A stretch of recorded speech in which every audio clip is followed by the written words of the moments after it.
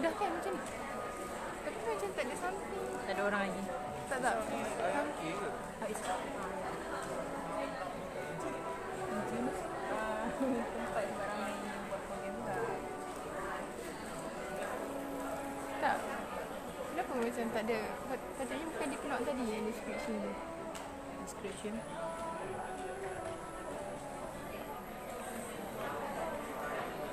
Tak ada lah. Tak ada. Oh, tak ada. Tak tahu kenapa dia macam Captain invite viewer to be. Dia baru tu. Dia public belum? Public ke belum? Dah tu nanti tengok. Oh, dah Oh, habis. okay. Okay. Wave. Ha? Wave.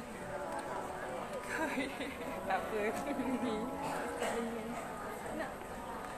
Di sini kan? Ha? Overlap lah. Dia buat dah.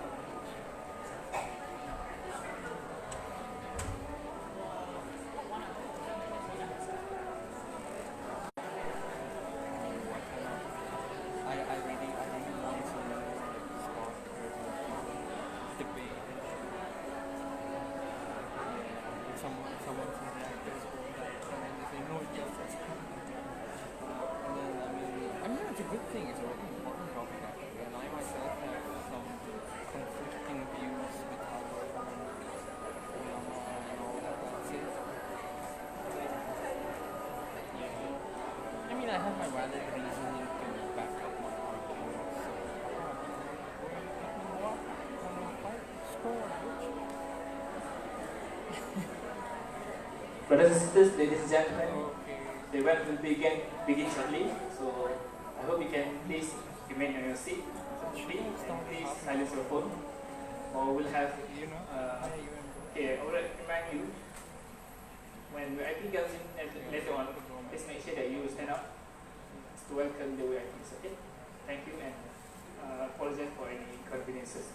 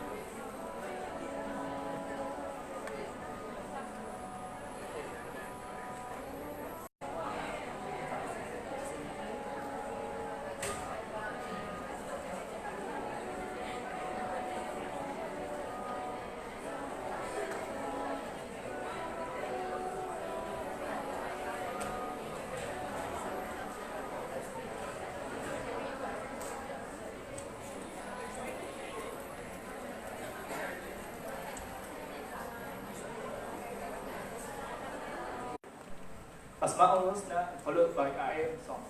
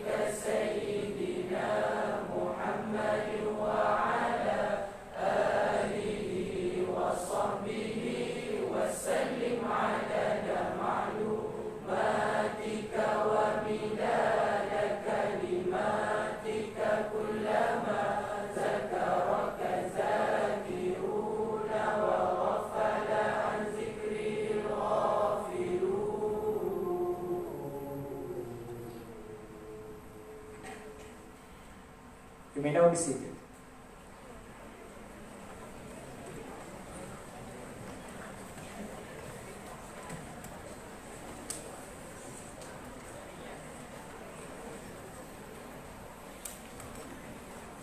Brothers and sisters, ladies and gentlemen, Bismillahirrahmanirrahim. Assalamualaikum warahmatullahi wabarakatuh, and a very good evening to all of you. Before we start, let us begin our ceremony tonight with the recitation of Kitab al-Fatiha.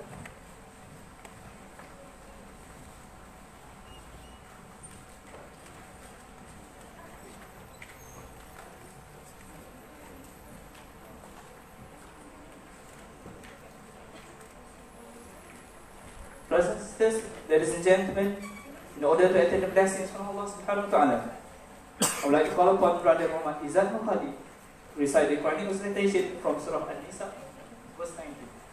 Please, you're welcome.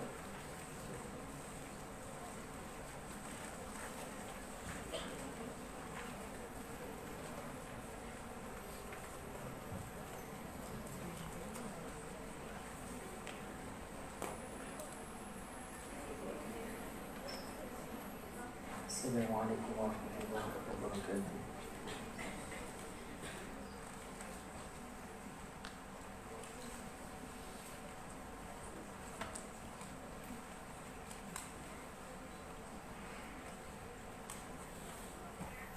أعوذ بالله من الشيطان الرجيم.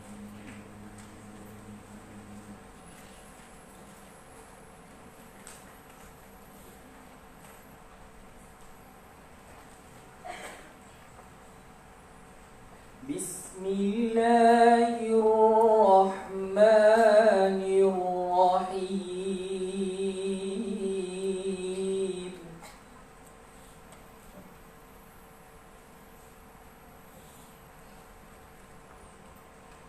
يا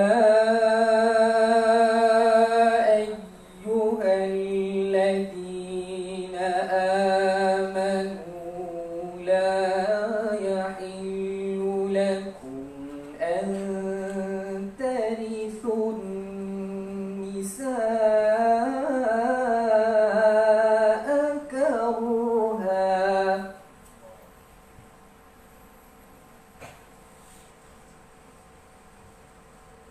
ولا تعضلوهن لتذهبوا ببعض ما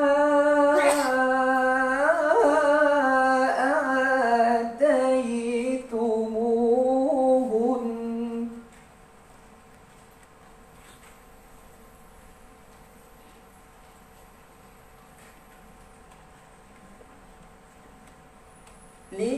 لتذهبوا ببعض ما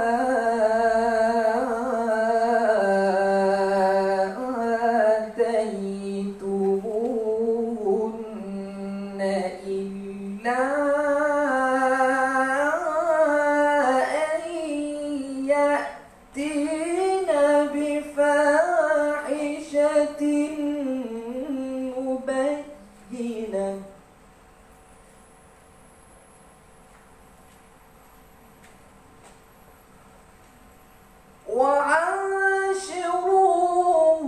وعاشروهن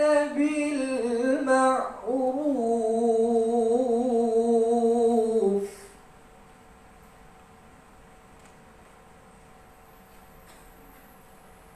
فإن كرهتموهن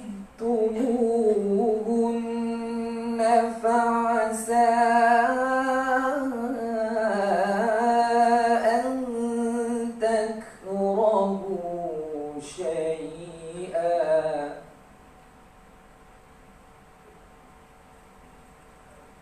فعسى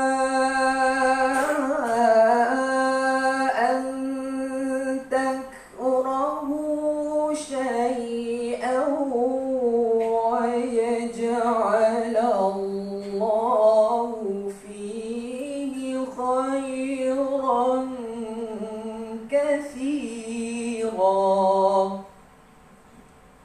صدق الله العظيم.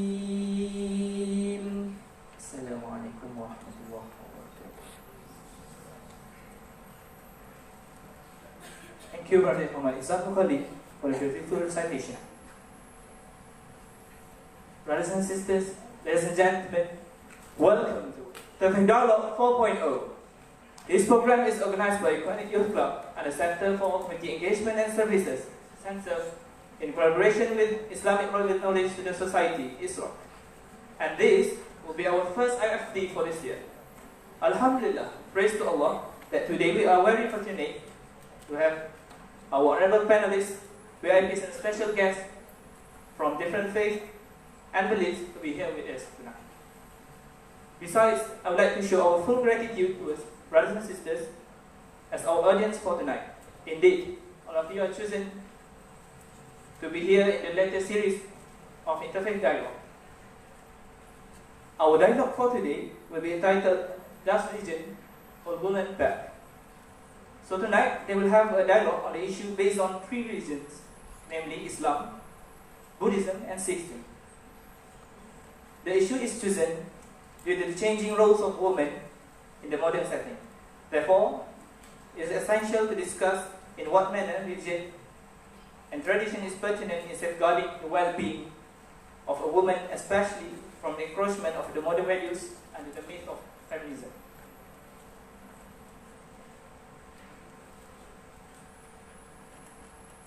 Brothers and sisters, ladies and gentlemen, without further ado, I pass this session to Madam Hafsa binti Muhammad Yusuf, Head of Student Affairs and Development Division, to deliver her opening speech. Please, you're welcome.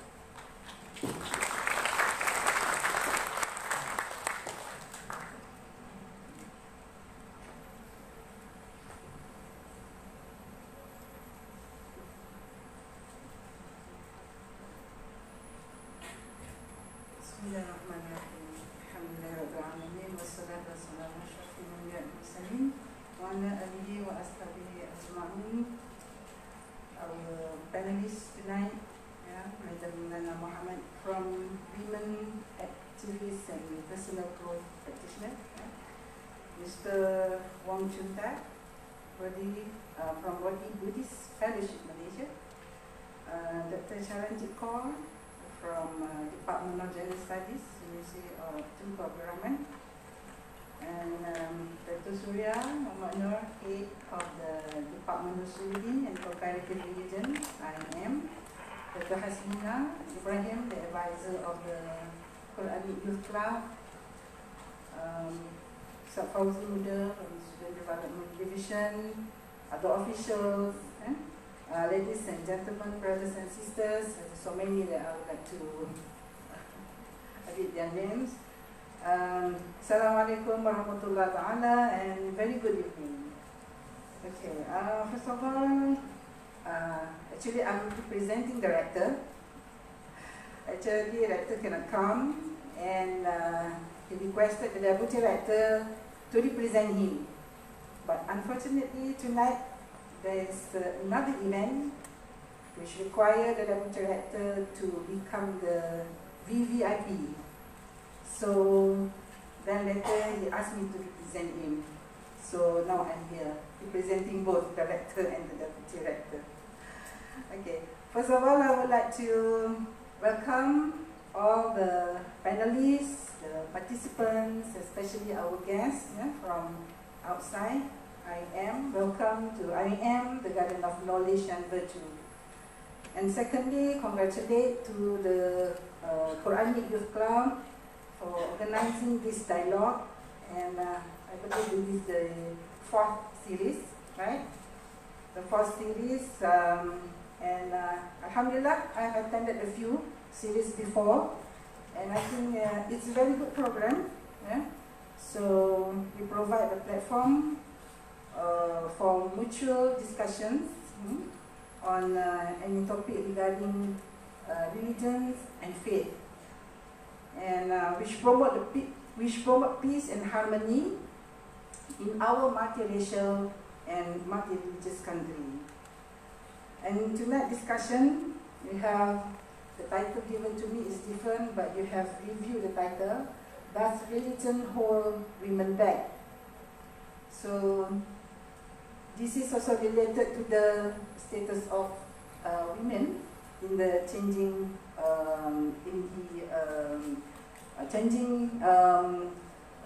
situation in the world, where women nowadays they are no longer like in the previous year. Now they hold or play important roles as women, as men do, and also they hold important position as well. So most religions elevate men, the status of men over women, have stricter sanctions against women and require them to be submissive. But tonight we're going to hear from the three panelists from different faith. From Islam, we have represented by Madam Lana Mohammad. Buddhist represented by Mr. Wong Choon, and we have Dr. Charanjit Kaur, representing Sikhism. I hope that this program, through the dialogues and discussion tonight and maybe in the future, we could embrace the differences regardless of faith, social status and race, so that we can live in harmony in our beloved country with multiracial and multi-religious citizens, inshallah. So I think that's enough for the opening remark. I don't want to prolong. I want to hear from the three panelists. And once again, I would like to congratulate the Quranic Youth Club for organizing this program. And I hope that you will continue to organize this in the future, inshallah. And with that, thank you. Assalamualaikum warahmatullahi wabarakatuh.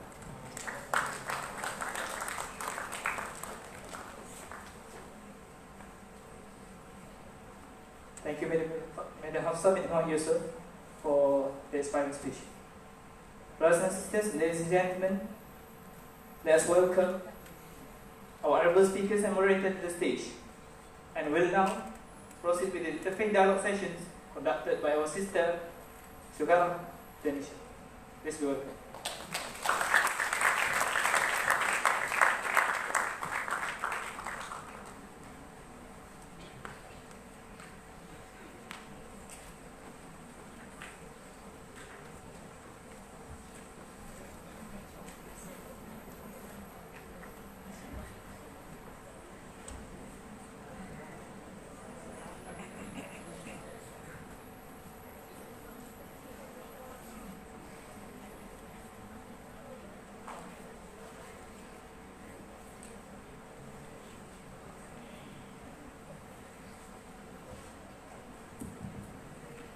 Thank you.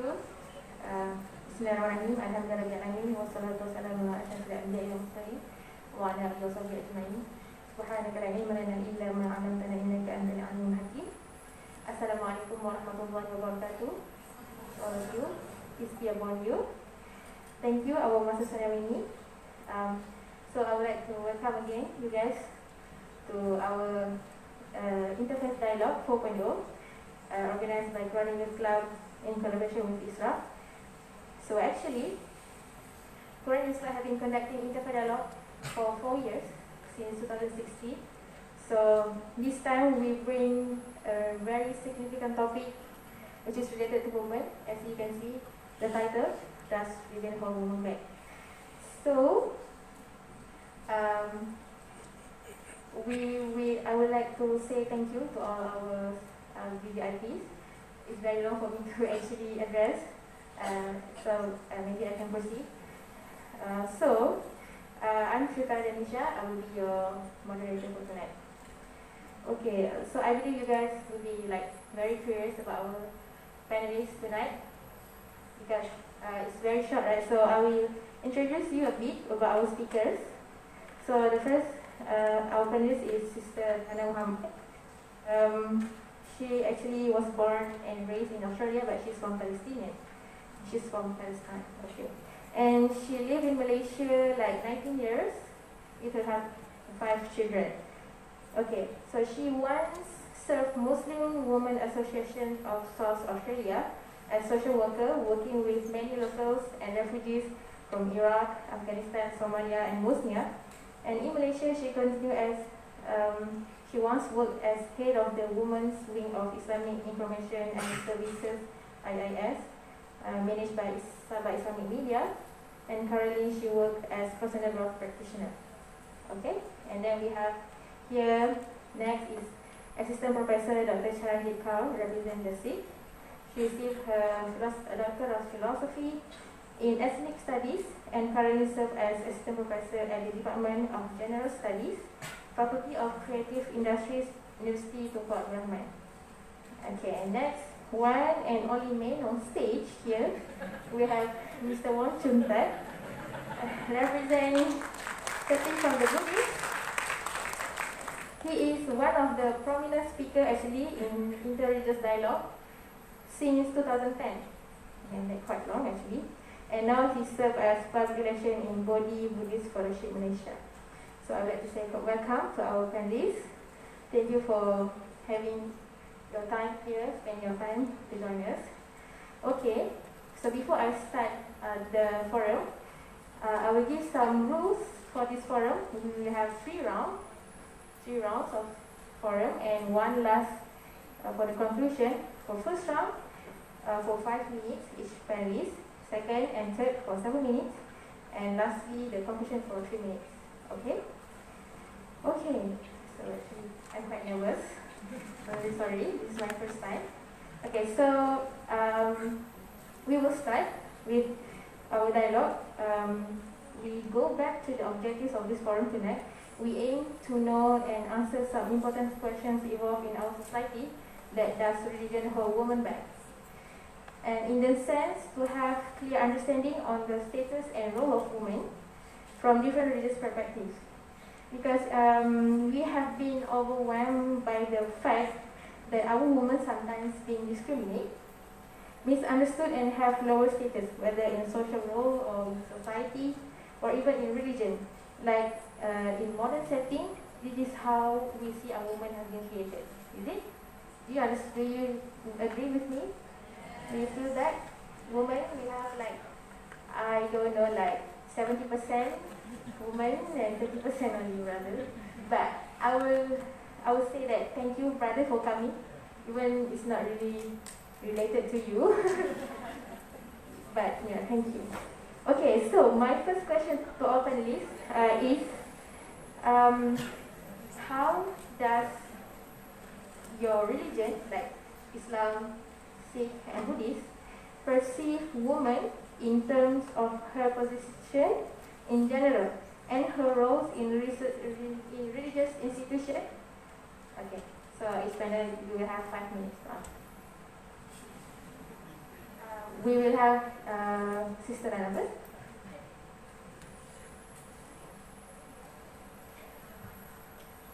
Hi, Assalamu alaikum. Okay. This question, there are two parts. And so the first part is, how does your religion perceive women in terms of her position in general? So in general, men and women are actually held in equal esteem spiritually. And this is something that's very important for us to remember. Even though externally we might have differences, and externally there might be slightly different roles and duties and responsibilities for both, but fundamentally, and in terms of what really counts the most, which is the soul and the internal, your heart, there are no differences between us. So we are equal, but externally and outwardly there are differences which are actually complementary to each other. And this is something that has been threatened in the modern day and age, because we're being very much influenced by other cultures which may not be necessarily in line with our own Islamic tradition, and therefore we feel a lot of pressure, and then we start feeling very insecure about what our own tradition actually tells us. And because we're starting to believe it so much, we start to feel very inadequate and inferior, and we feel that being a unique woman, a feminine woman, is something that is inferior to men. So we say that we are all equal in the eyes of God, and we all have the same potential to be near to Him, which is actually the most fundamental purpose of life. But we have complementary, I'm repeating myself, but we have complementary roles that we should not feel ashamed of in any way, shape or form. Having said that, there are lots of things that even externally we are able to do that are the same as each other. So we see that men and women are in the workplace, and sometimes men and women share household chores, just like Prophet Muhammad ﷺ, our beloved Prophet, who would participate in household chores and sometimes mend his own clothing and his shoes, and there wasn't this unreasonable expectation on the wife to do housework, for example. So there are lots of things that are shared. As for the second part of the question,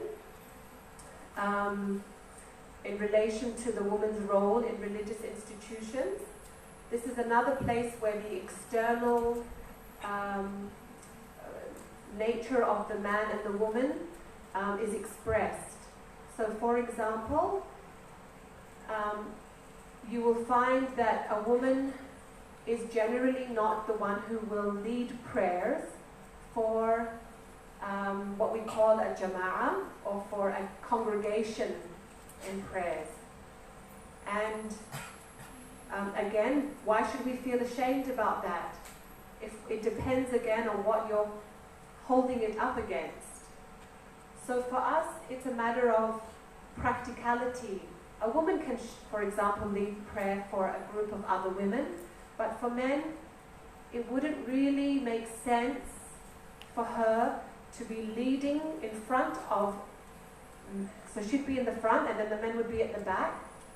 And as you know, in our prayers, there are certain bowing down positions and prostrating positions, which would be quite inappropriate, awkward, uncomfortable for the woman and for the men, for her to be bending down in those in prayer of all things.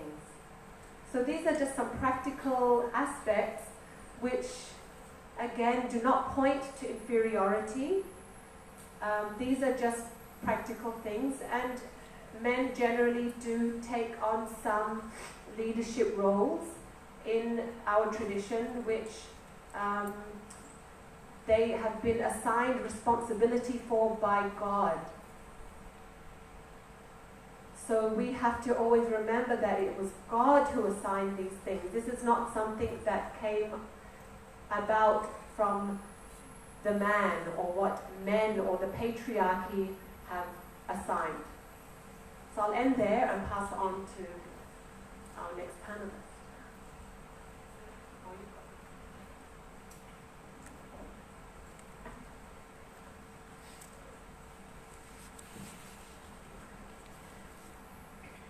Good evening, everybody.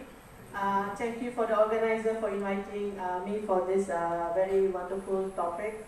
And I'm very happy when the person in charge called me and said we have changed the topic to women. Alright?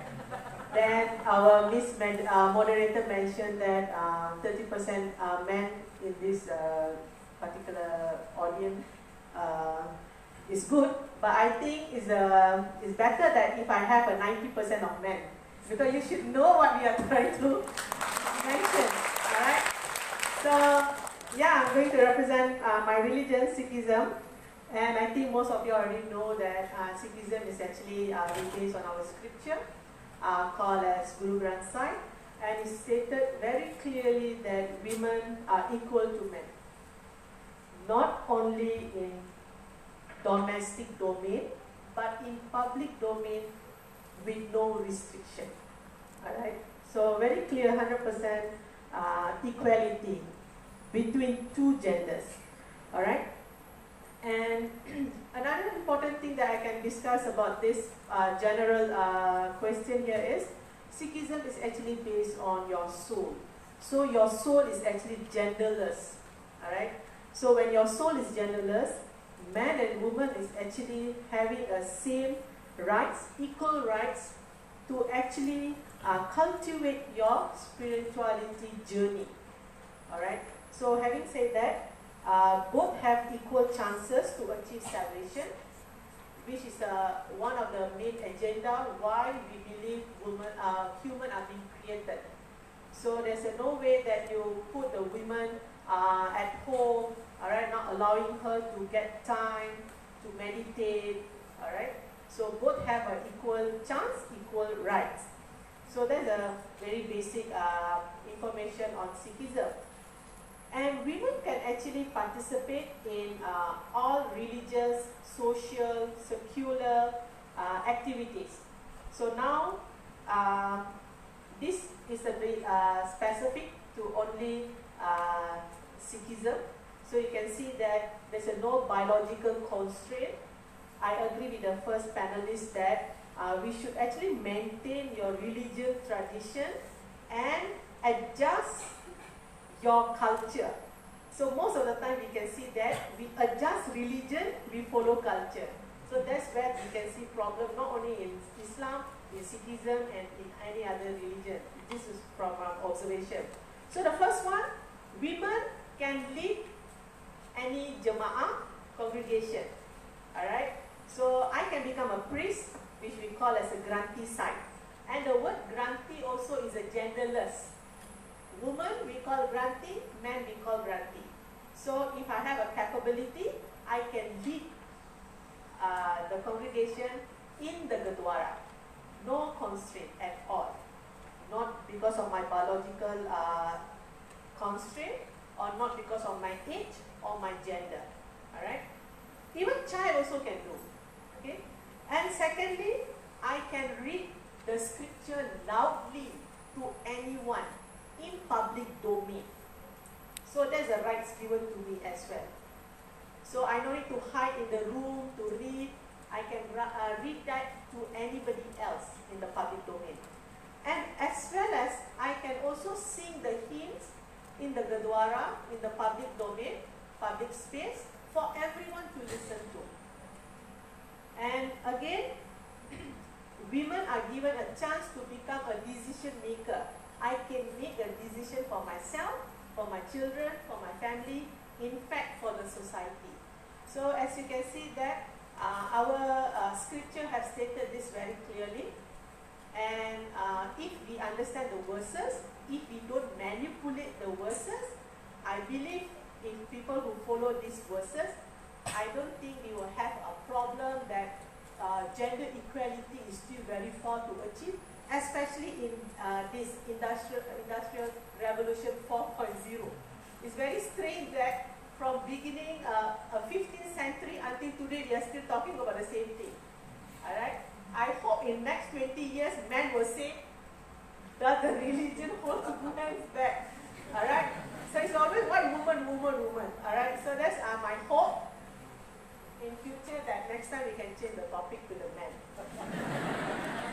Which means we already achieved the equality and we dominate, we discriminate them a bit. Sorry, brother. Okay, that's for first round.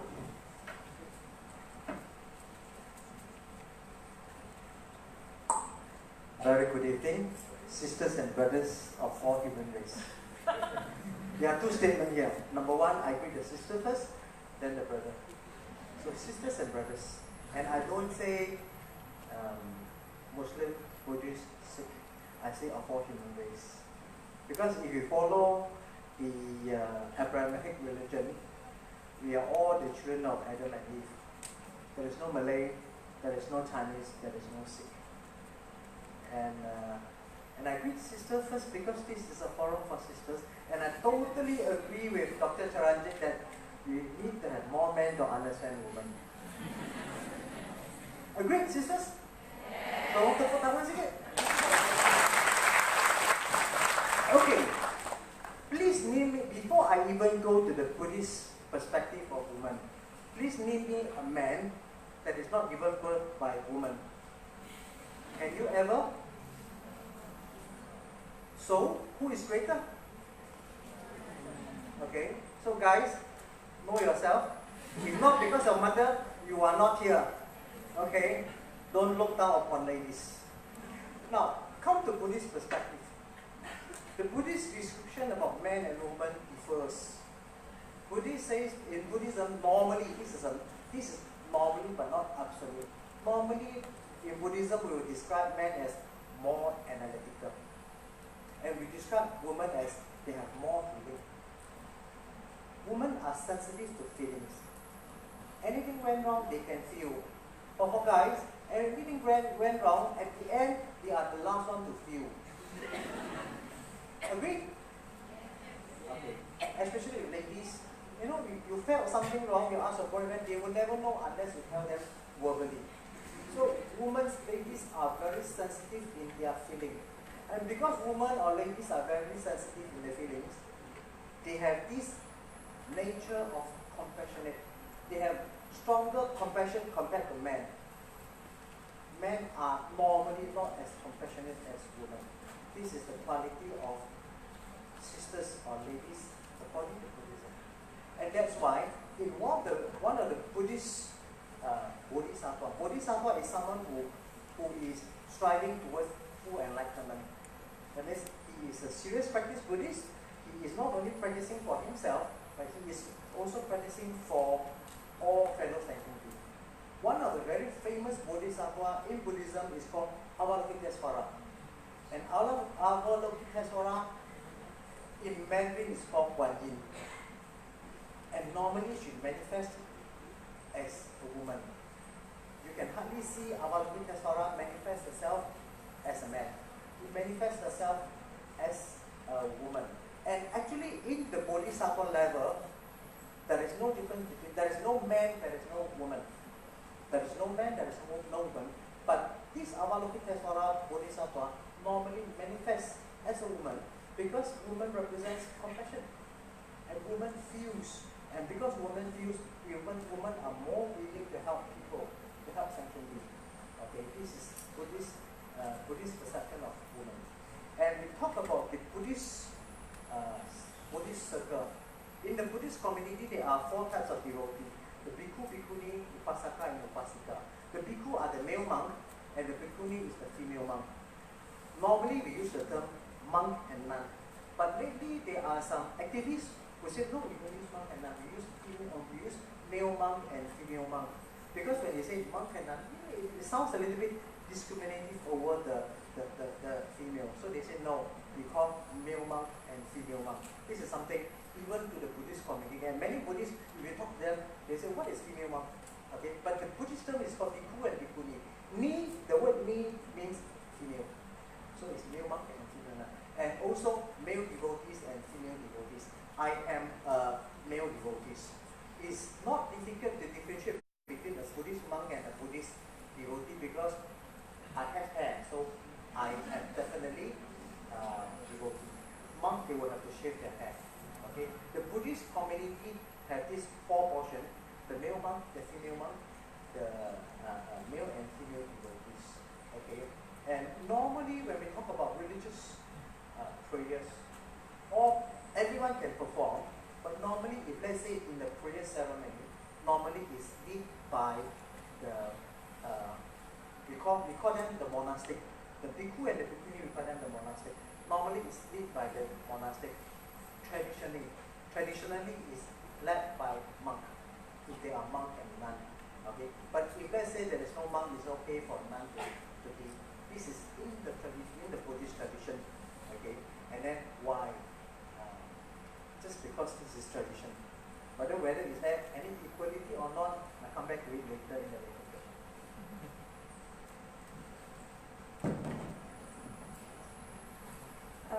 thank you for all three panelists. So I will just recap a bit only that according to Islam, we are same in spiritual, but we are different in physical, like you can see. And each of the Muslims have complementary role to each other. And then for the Sikh, it's woman and man is equal. It's uphold the equality. And for the Buddhist,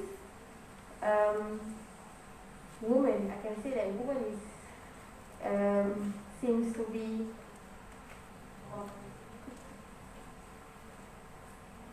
hello. So Buddhists just differentiate that men are more analytical and women are more sensitive, and then the list goes on. And then for the second round, I will give each panelist different questions.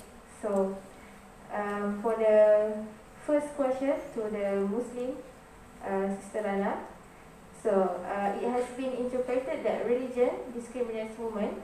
In today's world, for example, hijab is perceived as a hindrance to women's progress in some other Western country, or even in Muslim countries like Pakistan, Iran.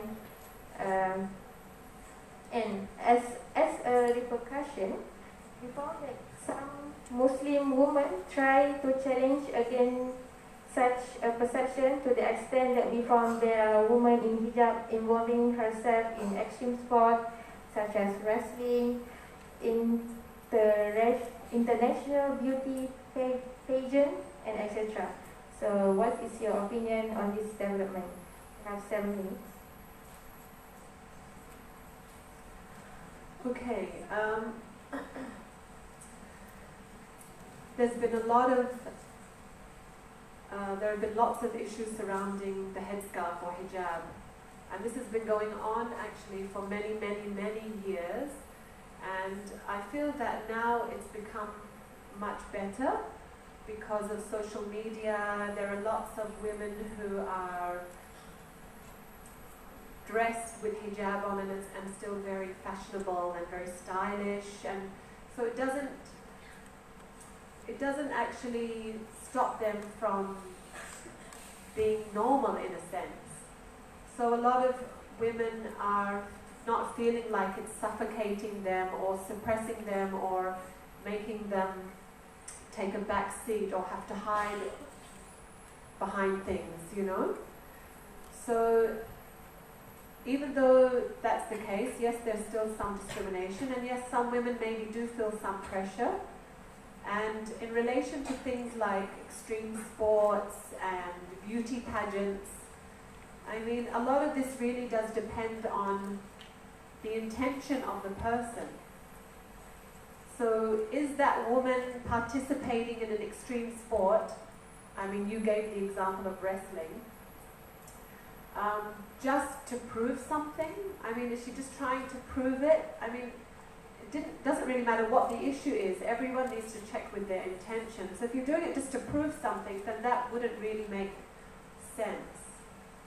And it's not really of benefit to the person, even though outwardly it might seem like she's liberated and all of that kind of stuff. And same with the beauty pageant. Something that, you know, are you compromising yourself because you feel that you need to prove something to somebody? Having said that, there are issues with certain sports that apply actually, not just to women but even men. Because again, as I was describing earlier relating to prayers and some of the positions, some of the sports that we mentioned here actually require certain body parts to be exposed. Even if not completely bare, they would be exposed in terms of the tightness of the clothing, and sometimes even the position that the person has to get into to perform the sport. So wrestling is a very good example of that, and for it to be put in the public sphere for viewing, then that does become an issue even for men, because we do have to observe certain restrictions in relation to our private parts of our body. So for the woman, it would be from the chest to the knee in a private setting, but in public, she is expected to cover all parts of the body except for her face and hands. And for the man, his is between the navel and the knee. So for the man, he also has his. Now some people might question, why is there a difference between men and women? And again, we say unapologetically, is that we acknowledge external differences between men and women.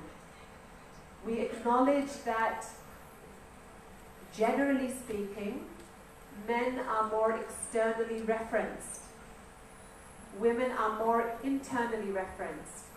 So the physical appearance of a woman is something that is more noticeable than it would be of the man. And this is something that's taken into consideration.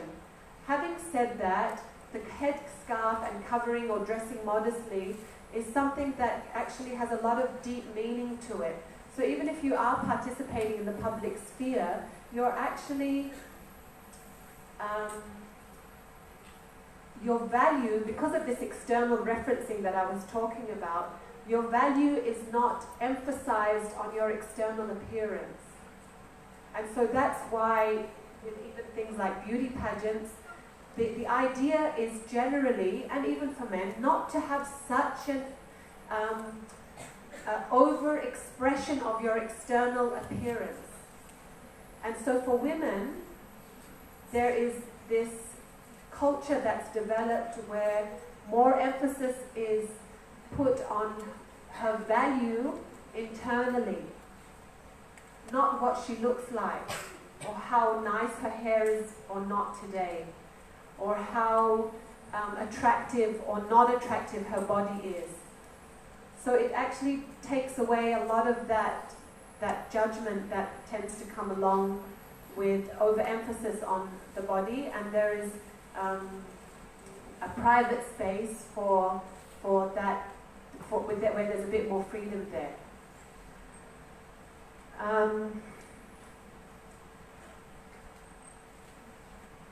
So just to emphasize that, again, the external is different, and even though it seems like more modesty is expected from the women, at the end of the day, your interpretation of it will be based on your premise. Do you believe it to be a restriction? Do you believe in the wisdom of God's prescription? And do you trust in that?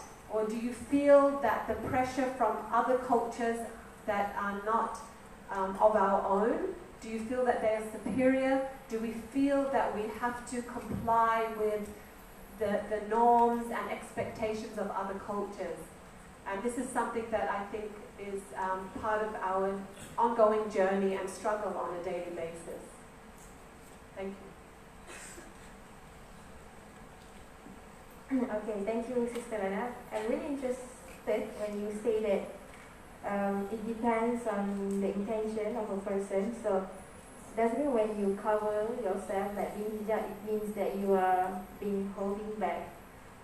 So that, because that's how actually the Western view or the Western show, like being a beauty pageant, that you have to show yourself, you have to embrace yourself, just to make that you can go beyond your limitation, like they say, like religion and etc. So we will moving to the third question to our panelist, Dr. Charanjit. So in Sikhism, women and men are equal. How is this interpreted and put into practice in the current context? You have 7 minutes. Alright, thank you, moderator. So the first question, how is being interpreted? I will look from historical point of view, and practice in the current context. I will try to discuss current situation. So women's rights in 15th centuries actually were downtrodden, abused, and oppressed by people in power. Okay, so to ensure that women have an equal status, so the Sikh Guru made no distinction between these two sexes, and this is actually reflected in three main components in our Sikh religion. That is initiation, that is a baptism, where women also can be baptized. That's why we got the name Kaur and sing for the meal. And it's in the Sangat. Sangat means both men and women can sit together in the Gurdwara called the Rasai, and both can read, sing the hymns from the scripture together to praise the Lord. And the third one, Pangat. Pangat means, as you all know, I believe some of you have visited Gurdwara. We have a dining hall, alright, which is called as the Guru Kalangar.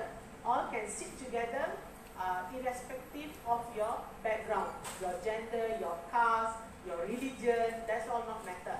We all can dine together, alright. So this is how they try to interpret how we can practice gender equality. This is during 15th century and being practiced until today. There are some customs, practices, or established norms, alright, that being condemned or disfavored by the Sikh Guru. So this is during that time in North India, the situation that is seen, and this situation is not being condemned. During that time, it must definitely will be a reason women will be oppressed. So one was sati, widow burning. Alright, when your husband died, you also have to die together. Okay, how many of us will do that? And parda system. Okay, so you shouldn't cover yourself. So these are quite different from faith to faith. So we don't believe in that. So I would suggest you to watch any old movies on from Pakistan or what, then you can understand how they tutup, how they close the face on, and why. In that context you see, don't see from Malaysian context, alright? And then child marriage, that also being condemned. And of course selling young girls into slavery, dowry system, extra expenses for marriage. And another one, sutak. Sutak means some people believe after a mother deliver a child, you are dirty. So they don't believe in that. So they condemn this. Okay? So this is how it's being interpreted. In fact, Sikhism is very strict. If a person is indulged in that kind of activity, you should not be close to the person, should not have a relationship. Alright? Because the person is actually not following the, not respecting another gender. And so what is being suggested or encouraged? So the Sikh Guru is actually asking us to have a good education. You should achieve a high standard of literacy. In fact, you must be economically independent and also have empowerment. So this has been stated long time ago. And why it's not being practiced here? Perhaps because of the culture tradition, alright, that binds some women. Remarriage of widow. It's okay if your husband died for whatever reason. You are not the cause of his death. So you may remarry. We don't have polygamy, we have a monogamy, but let your husband die first, then you change your mind. So, see, why also can, women also can. So why? Because to give pride, to give joy, and also to give dignity. As you know that when a spouse died, many people tend to blame. Obviously, they don't blame the husband if the woman died, they blame the woman more. Alright, they don't encourage them to be in the public, so we don't want that. So we want to give them joy. That's very important. And of course, with the surname Kaur, it means princess. So you should know how Agong princess, alright. So that kind of status is given. And of course, another one, women also can perform any religious activity. So now, somebody died. Alright. So a woman can perform So it's not necessarily man must do. So that's why I mentioned in the first question, 100% equality. Now the problem here, maybe we cannot say this is happening because maybe due to the established norms of culture. And I wish to read 2-3 verses here. Alright, I wish to put what Guru Granth Sahib mentioned. You must understand, in 15th century, you cannot simply take a mic and say, oh, you don't do that, you must have equality. No. How do you change a person's mind? You must actually have some kind of knowledge. Alright, when a person hears that kind of verses, so they say, oh, okay, that's fine, that's okay. So we can see in the verses, page 472, how the Guru had neutralized the man-made superstition. I say man-made, so it can be changed. So the false sense of impurity because of childbirth, alright, unclean woman. So it stated that the impurity of mind is greed. The impurity of tongue is falsehood. The impurity of eyes is to gaze upon the beauty of another person's wife or his wealth. Impurity of ears is to listen to the slanders. So this is the impurity, not a person, biological, constraint, alright? And widow burning. So when a person dies, you don't make another person also to commit suicide or kamikaze, you know, in the Japanese style. But they say, we should die in the name of God, means when you do some kind of prayers, you understand, you know, the Creator, you macam die in that kind of remembrance. Don't kill yourself in the name of God, definitely not that also, not being mentioned. And to make this really come into practice, so the Guru, the Sikh Guru, especially the first Guru, Guru Nana, what he did, he praised the woman in the verses. So that's very important because he make that in the verses. So that is being read until today and until forever, until Kiamat lah, in my opinion. So this is a very favorite quote. You go and Google, I think this is a very favorite quote being taken by many researchers, many writers, alright?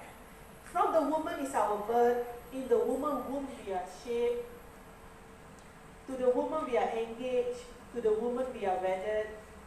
The woman is our friend, from the woman is a family, through the woman the bonds of the world. Why call woman evil? Who gives the birth to king and all? From the woman is a woman, without woman there's a none. Similar that what brother had mentioned just now. Alright? And to go further, Sikhism say, you also can call God as mother. Mother is a woman. Of course, in today's context, male also can become a mother. Alright? Try to read. That's another context. Maybe next time you all can invite us for another discussion. And we also have a direct relationship with God. Direct relationship. No need to go one layer. Okay, let's say God is sitting there, I don't need to take step. Direct. Like a flight. And how do we put this in the practice? In my opinion, the best institution to put gender equality in practice is a family institution. Alright? So, Grishti Jivan, a life of householder, is being recommended, is being encouraged. Alright? From there, you actually can practice this. So, women, husband and wife actually are our equal active partner. So, I mentioned the word active. Alright, active partner. And there's a verses on this page 1165. They are not said to be husband and wife who merely sit together. Rather, they are alone called husband and wife who act as if they are one soul in two bodies. So when you are invited to Sikh wedding, please go. And you can see on the screen they mentioned this. Two bodies sitting in front of the grand side, supposed to have one soul. Now, one soul here means one kind of thinking, one kind of action based on the scripture. Alright, and having said that, both have an equal status, equal roles, equal responsibility and position. Again, not restricted to your biological constraint. So in the many of the Sikh family, as you know, not necessarily women have to cook. Many men have to cook. If they don't know how to cook, they can go to Gurdwara, take a training. I mentioned just now, there's a place for us to eat. There's a lot of men who do the sewa, the service. Alright? So it's very hardly you can see that Sikh men don't know how to cook. So I think that's a very good idea lah. And then after that, there's a no gender priority, and in the today context, the second question, the today context, as you can see that women are not just working to support the family. Some family women are sole breadwinner, the only one. Maybe the husband have a physical disability, you know, and then some work as a professional. So we have in Malaysian context, we have a woman who worked in the government agency as a government officer, vice chancellor in UKM, academician, writer, businesswoman. That's normal perhaps. But more importantly, there are many women now coming to male dominance profession. Like we have as a pilot, taxi driver. I interviewed this lady for my PhD, that's why I know about this. A lawyer, politician, police, army. This is all possible because of the family encouragement, proper socialization, genderless socialization. There's no such thing, blue for man, pink for woman. That start from there, you know, very simple thing, start from there. And of course, like we would like to take our own example. We have a growing child at home. Our first child, she's a girl, Eka.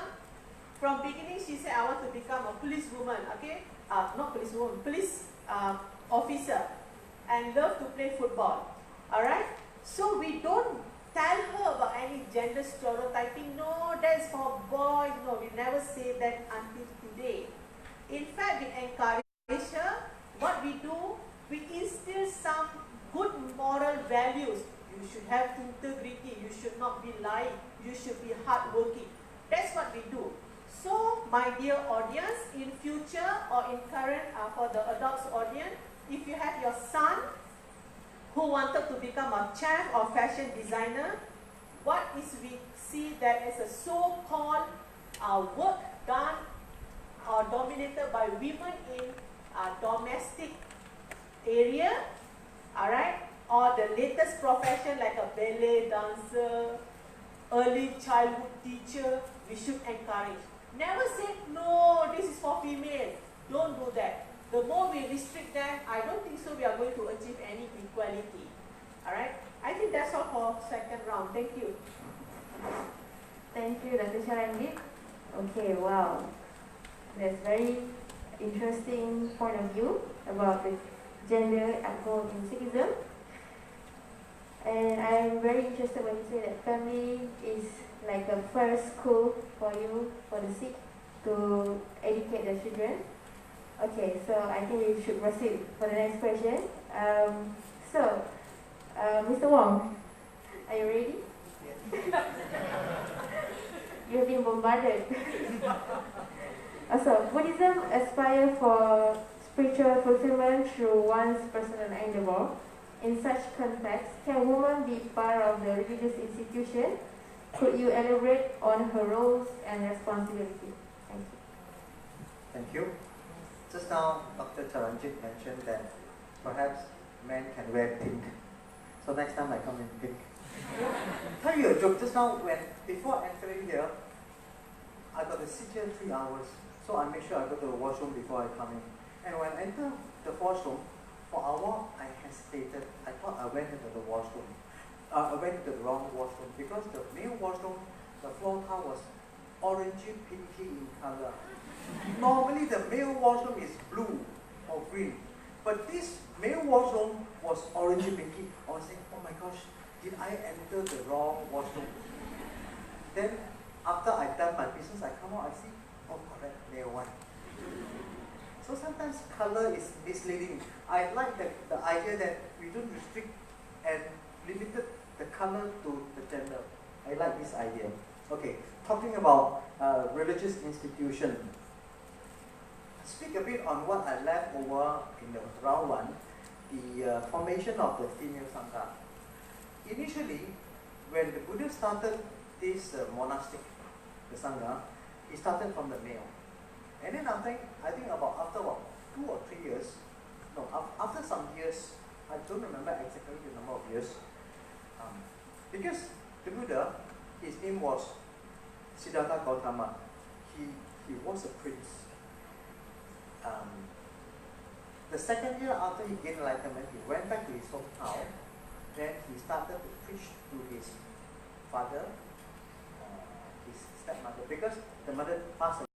Came all the way together with quite a number of the female attendants from the palace to look for Buddha because they want to join the monastic. The Buddha rejected for the female to join the monastic, that means to become the monk. And then at that time, Buddha has an attendant who is his cousin by the name of Ananda. Because Ananda, okay, so there seems to be inequality. But go back to the context of 2,600 years ago, whether it's in India, in China, anywhere of the world, we realize that in those days, guys got the chance to receive education, but not the ladies. For those who understand Mandarin, Chinese, they have this word say that 女子无才便是德. For ladies who do not know anything is a virtue. Okay. So that was the ancient thinking. Malaysia yang kuno. Okay. Because of that, the ladies at that time do not have much knowledge. That's why when the Buddha set up, agreed for the ladies to enter the monastery, they have to be under the guidance of the male monk. That was the first historical reason. And number two, because in Buddhism, when a person leaves his home life to enter into homeless life, they don't stay in the city anymore. Normally, they stay away from home and they stay near forest. They stay near forest. And we know that physically, men are stronger than women. If they stay too far away, not under the protection of male monk, if let's say they are robbery, they are rapists, so the female monk will be in danger. That's why the Buddha said that male monk must not live together with male monk. Female monk must not live together with male monk, but not too far away, so that, because when a person leaves a home life to a homeless life, become a monastic, they don't get married, they don't form families, they become sort of ascetics. So they don't stay too close to avoid attraction of the opposite sex. But then they cannot stay too far so that the male monk can still protect the female monk from robbery, from rapists and all this. That is the historical reason for number one, why the Buddha rejected initially for the female to enter monastery. And number two, why normally certain religious service is guided by male monk and not female monk. It's led by male monk and not female monk. Because those days, male are more knowledgeable than female. But come to today's context, it's different. For instance, Dr. Charanjit, she is a doctor. She has much higher academic qualification than myself, who is only an A level. So knowledge-wise, she is higher than me. She is a doctor, I'm not. Okay, I'm only a patient. Okay. She's a doctor, I'm not.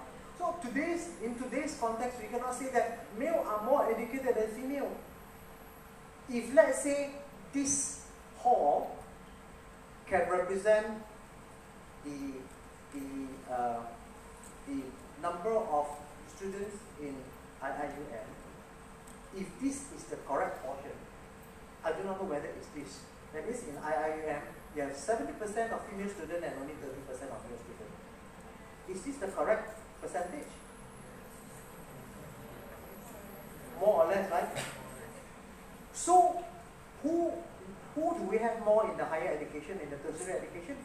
Female, not male. So what was so great about being a man that you want to dominate on ladies? Because they are more educated than us men. Dear guys. Agree or not, dear sisters? Kenapa tak jawab? Bagilah tepuk sikit. Okay. So there is nothing so great about men. Now I want to give 3 examples of the very famous female monk in the Buddhist community. you can see the three here. The one is on cultivation, the teacher, and the caregiver. Sayuri Dikankara is from Burma. One of the very, very famous female monks who teach meditation. In Buddhism, we talk about cultivation. When we say cultivation, it means meditation. And she has a very high level of jhanas, or very high level of meditation practice, that she is able to teach male meditators. She was endorsed by her teacher, who is another very famous monk in Burma called Pa Aung Sayadaw. She is the student of Pa Aung Sayadaw, and she teaches meditation. Very enlightened person, very compassionate person. The second one in the middle, Venerable Chow Hui, who is a teacher. She teaches in university in Taiwan, and at the same time she is activist. In Taiwan, she speaks for she speaks against gambling when the Taiwan government want to give permits to casino and other things. She speaks against gambling. She speaks for animal. She speaks for lady. She is a teacher. She is an activist, and she did much better than men. She is a female monk, and she did much better than male monk. The one on your right, Venerable Cheng Yan. Some of you may know this organization called Siji. It was, I think, about 40, 50 years back. She was in the hospital visiting a devotees. At that time, there is this someone from, it's like our Orang Asli or Orang Asal. They came all the way from the mountain to the hospital because this lady wanted to deliver, but she can't, having difficulties in deliver. And then the hospital rejected this lady because she don't have money to pay. And when she saw, she felt bad about this, and then from there onwards, she started the charitable activities, charitable movement, and now she has her branches all over the world. And her organization is always the first one to reach any site of earthquake, landslide, flood. Her organization is the very first organization to reach. But she can never leave Taiwan because her body is so weak that she cannot take flight. She cannot take flight. So she never leave Taiwan before. Okay. But she's so compassionate that she needs millions of millions. She has millions and millions of members from all faiths of life. She did a Buddhist organization, but the members are from all faiths. They are Christians, they are Muslims, because she talks about giving, caring. So we see these three are the very highly respected female monks in the Buddhist community. So there is no restriction for ladies in the monastery, neither is there restriction for the ladies to lead the community. Thank you. Thank you, Mr. Wong. So, yeah, it's clearly, I think, that women actually really play an important role in Buddhism, in Buddhist religions. So, wow, okay. So, actually, we are in our final round already. So, for this final round, I will address my question to our panel. So, we will take turn to answer. So, the question will be, how does your religion respond to the modern challenges pertaining to the issues of feminism and sexual objectification of women? What does your religion has to say on women empowerment at large? Okay, so this we have first Sister Lana. I don't think it's fair that I have to start each time. I think it should be take it in turns. That's okay. But it is what it is. Okay. In relation to the challenges pertaining to the issues of feminism. Okay. This is a very deep topic. Feminism is something, and any of the isms, socialism, capitalism, communism, whatever, they're all born out of some kind of imbalance that's present in society, and a lot of them are also some of them are real, and some of them are perceived and created. And these isms tend to come out as a way to rectify the imbalance, but they tend to fall into their own imbalance, but at the other extreme. And this is something that I think is very important, because what tends to happen is there tends to be an over-identification with this. For example, feminism. Since we're talking about feminism, there'll be an over-identification with it, and it will be something that you define yourself by so much that there's almost a kind of blindness to reality sometimes, and sometimes there's actually something much deeper going on. So as a therapist, I see this often, where a lot of the motivation and drive for the activism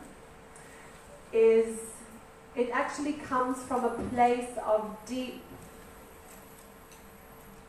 anger, actually, and resentment, for example, towards a particular male.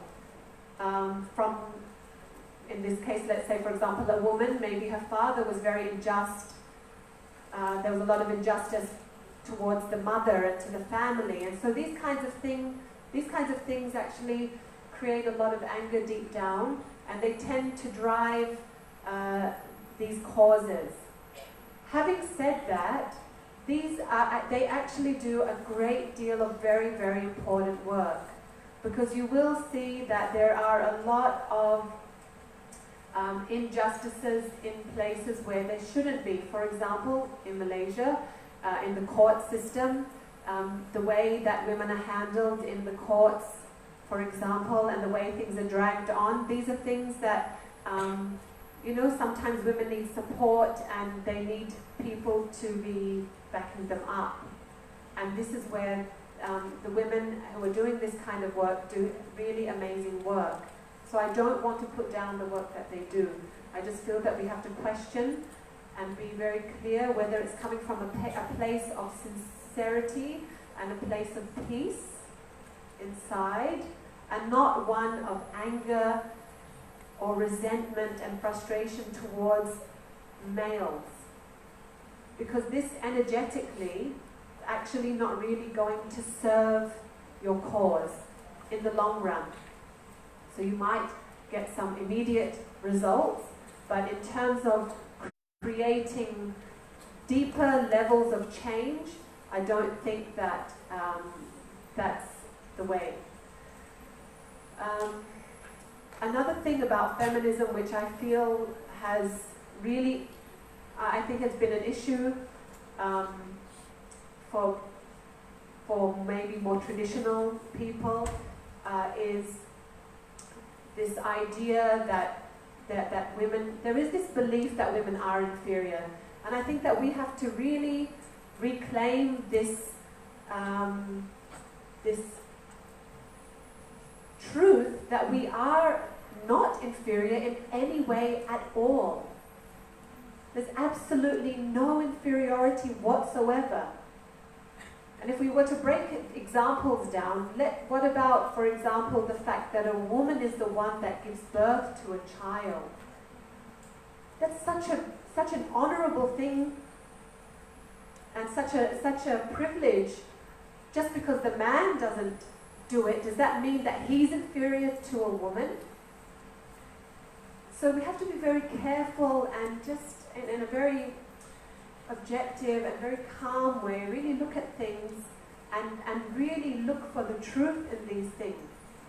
So for example, an extension of this example of pregnancy and birth. This is something that is a physical and external outward difference, a clear one between men and women. A man simply cannot give birth to a child. And we said it already, it doesn't mean that he's inferior. But let's take this a bit further now. If a woman gives birth to the child, okay, what about breastfeeding? Is it an accident that she is producing milk for this child? Does the fact that she has to be confined or maybe with the baby or attached to the baby, is this some kind of weakness? Is this some kind of disadvantage on her? And the fact that, at least in Islam, the husband is obliged to be the breadwinner does not mean that the woman cannot work. Because there might be times where she doesn't have children, or her children are grown up, or even her children are still small and she wants to work part-time, whatever it might be. It does not mean that she can't work, but what it does mean is that she does not have to work. She is not obliged to bring money into the house. And isn't this very complementary to the fact that she has to give birth and breastfeed her child and stay close to her child? Because this is something that is lots of studies. You can even look into adverse childhood experiences, the ACE studies, and many others that are being done. The importance of attachment, especially between the mother and the child. This is just a very beautiful example of the complementary external nature of men and women, and we don't deny this reality, and again, we are not apologetic about it.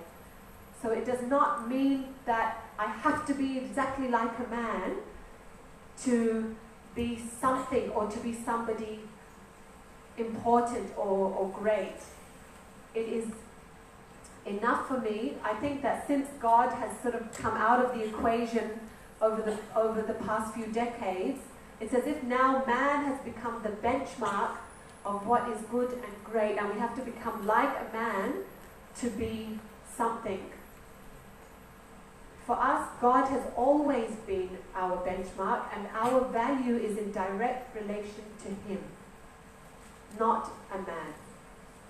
I have much more to say, but I know what's on these little pieces of paper, so I'm going to pass it on.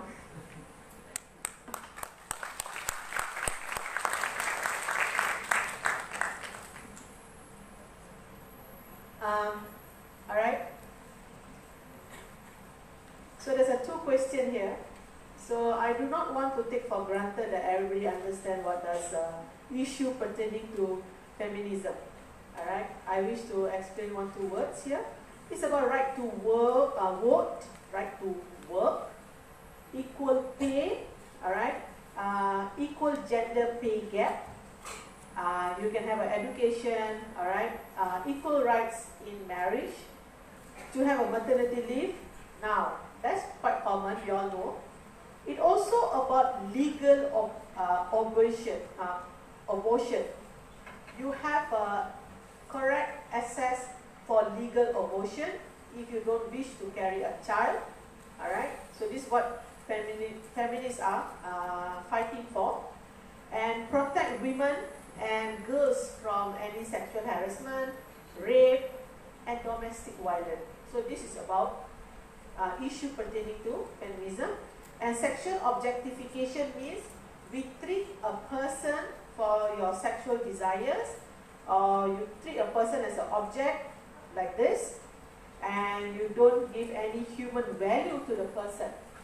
So this is the question. Now, so the challenges here to achieve gender equality, gender equity, and also dignity. The very first one is a narrow interpretation of the verses due to gender bias or stereotype. So if I want to focus on Sikhism, so if the scripture is being translated wrongly, if translated by men, if I want to take this example, right, for the narrow interpretation from sociological point of view, anthropological point of view, mostly many texts are being interpreted by men. So that's why sometimes it's not logic. All right, I always say all religions are good. Interpretation have a problem. So that could be the reason, and they fail to understand the verses in the context. You cannot simply take a water and you describe. No, you see the context, what they speak, from A to Z. Right? Don't simply pick up whatever verses you like. So this is a problem why we're still having problem, that why women are not equal. And of course, most of us, based on our experience, our socialization, alright, from one generation to another, my mother said so, my father said so, and you don't want to question that kind of established or structured cultural norms. As I said, not necessarily to give your son anything in blue color, not necessarily to give the Robocop's toys to your son. He also can carry a Barbie doll. Who knows, he can become a designer, hairstylist. So this is what I meant. And another thing that the challenges here is, we must include man. Man's liberation is very important. And we must understand men also are being harmed by traditional gender roles. Alright? So I don't want to discuss on culture. If I want to see from the religious point of view strictly, men are not necessarily have to become a breadwinner. Women can become a breadwinner as well. Alright? So as I mentioned, two bodies merge as a one soul. How do you run your house? Anybody can do anything. Okay? So that's for challenges. Now, how do you solve this problem? So if you read the text, the scripture, you can see that this word is mentioned many times. Gurbani vichar. You're supposed to discuss. You're not supposed to read, memorize, go home and sleep. No, that's not Sikhism all about. You bring the verses, come discuss. I disagree with this point, come, argue. We are allowed to do that. Alright? So if I'm a woman, I'm not happy at my home, I'm supposed to discuss this. I'm not supposed to cry, oh, I'm a woman, I'm supposed to cry, I'm emotional. No, that's wrong. Alright? And of course, we have a balanced discussion of both genders. Not only to discuss about female. We also must discuss about men. So this is the Sikhism. Alright? And we want to minimize the gender stereotyping and prejudice, because this is a product of culture. Alright? And of course, ways to solve this problem is to support independence and mobility of the women. And I must mention this, women are equally intelligent like men. This is a very strong point I'm putting. Alright? Women also are intelligent. Not necessarily must get a doctorate certificate like me. Not necessarily. Most of us, our uneducated mother who brought us up. The question is about women empowerment. Again, why this is important? We must ask this question first. Why this is important? When you have a power, don't see power like a politician. When they get the mic and they speak, that's not power for me. Alright? Power is here actually you giving the woman a self-worth, alright, confidence, freedom to choose. I don't want this, I want that. That is a power. Alright? Also to teach women some kind of skills, that they become more empowered. In education, at least be able to read and write. And I read somewhere they say, if you are illiterate, means you are blind. Whatever people say, this is nice, okay, nice. You don't have the ability to explain, express, analyze. That's why we are being cheated. Alright? And of course in marriage, in religion I mentioned before, empowerment means once your husband is confirmed died, you can marry, remarry. You shouldn't have a stigma, well, she have a second husband, third husband, no. It's being encouraged to sustain the institution, the family institution. And of course they can perform religious ceremonies or activity as I mentioned earlier as well. Alright, thank you.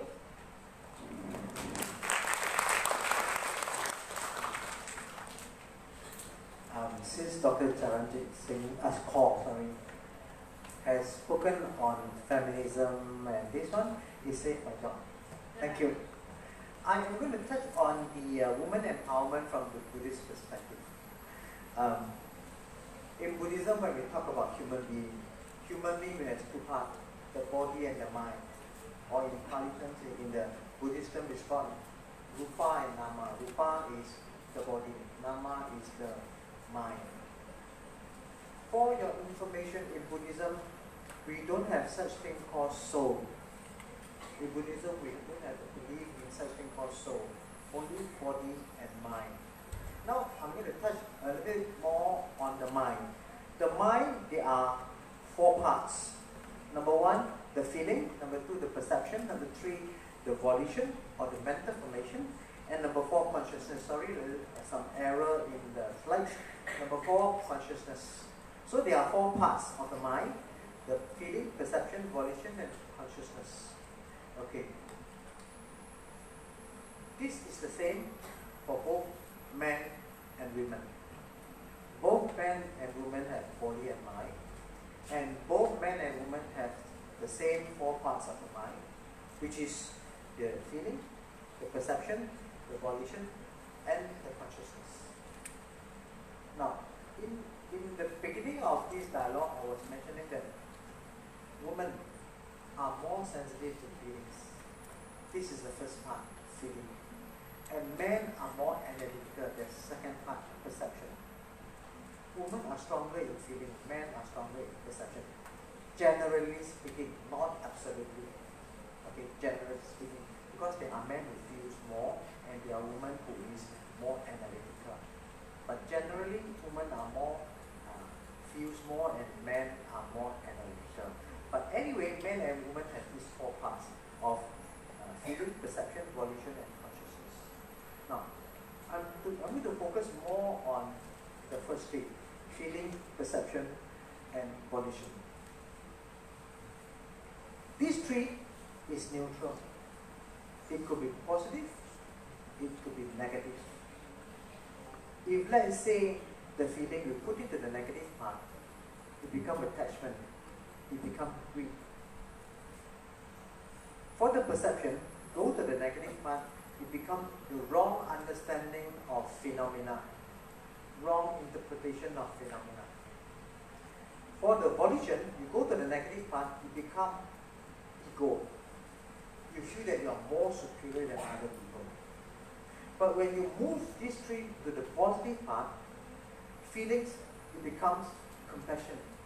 You feel for the suffering of other people. You feel for the suffering of other living beings, and you have the feel that you want to help other living beings.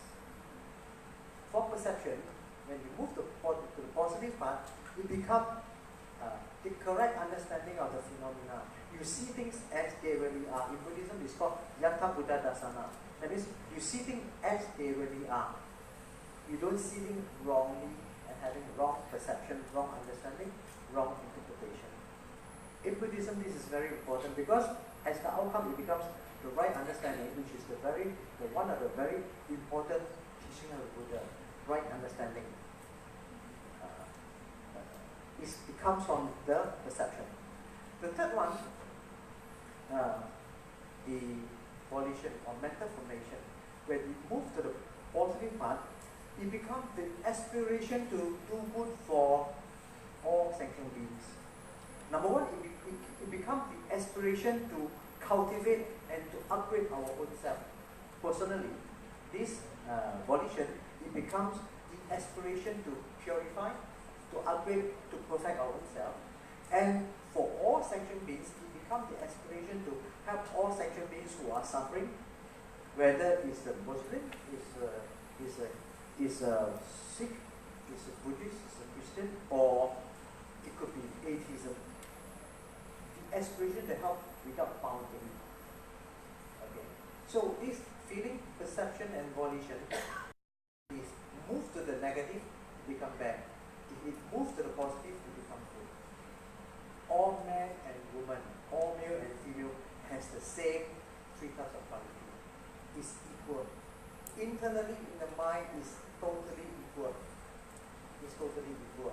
And by cultivating, by developing these 3 parts, the feeling, the perception, and the volition, at the end, all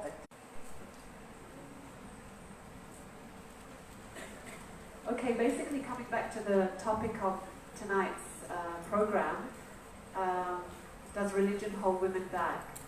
So, I would say that for Islam, it absolutely does not. Again, it comes down to your assumptions and your interpretation of things.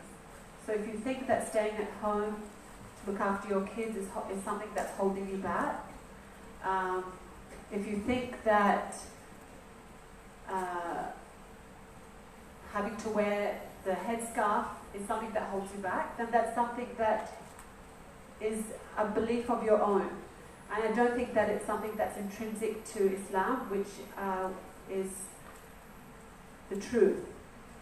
For us, it's something that we have to check back within ourselves and decide for ourselves as to the falseness or the truth of a particular thing. And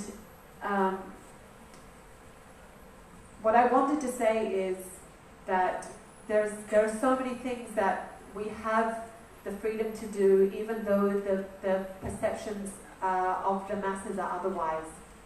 You can see Muslim women, I think Malaysia is an excellent example of women in the workplace, women in education, in all spheres of life, actively participating and contributing at very high levels.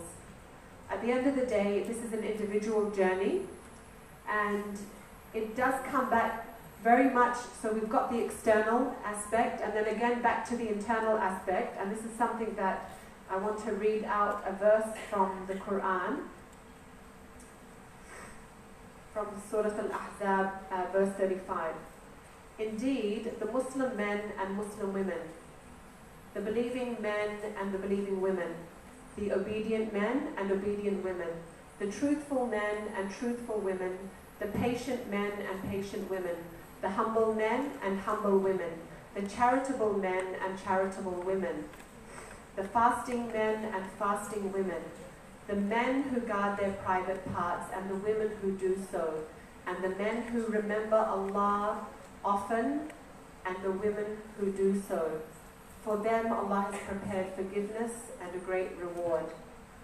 So, in terms of our deeper purpose in life, we are on absolutely equal plane. And we have absolutely there's no discrimination at all between the sexes, and our external form is merely incidental. So you could be a lawyer, and another person could be a doctor, or a teacher, or a garbage collector. At the end of the day, the external form of these people are different. They are not the same in their external capacity. But actually, that's not what really counts at the end of the day. It's what's internally being cultivated and manifested that counts. So again, we don't shy away from our external differences. And I just want to end with a quote based on the fact that we don't deny this reality, that the sun and the moon are not equal, but they do quite a miraculous job of complementing one another. Herein lies a metaphor of perfect balance and harmony between the sexes. Thank you very much.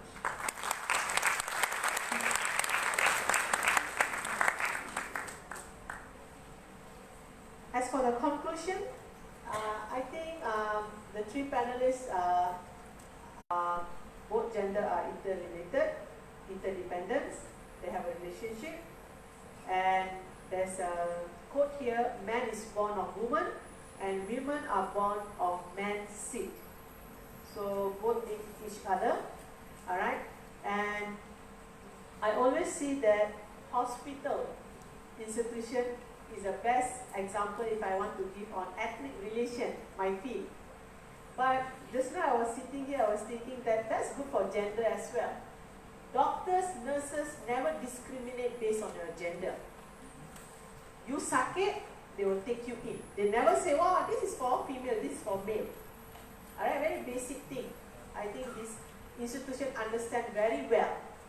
Then why at home we discriminate against another gender? Why at school we do that? Alright, we need to think about this. And when you get any sickness, disease, the disease will never find body, I want to find a man. No. Anybody can get it. If you have a wrong concept that only women have a breast cancer, no, men also can have a breast cancer. Alright? So I think when we study this a bit deeper, we can see that there's several differences. Our biological differences is just because you have a function, some function to play, as our first panelists have explained very well. Alright? So with that, I want to end my conclusion. There's no superiority, inferiority in Sikhism. There's a genderless. So the soul is actually you have to take care. You have to cultivate that with the good values.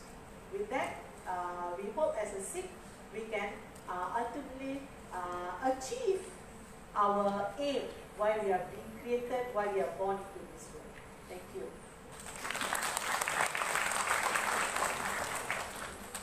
In the first two rounds, I seems to praise the sister a lot and put down on the brothers. For a while, I was a little bit worried. At the end of the session, the brothers will stand there, block me from going out and punch me.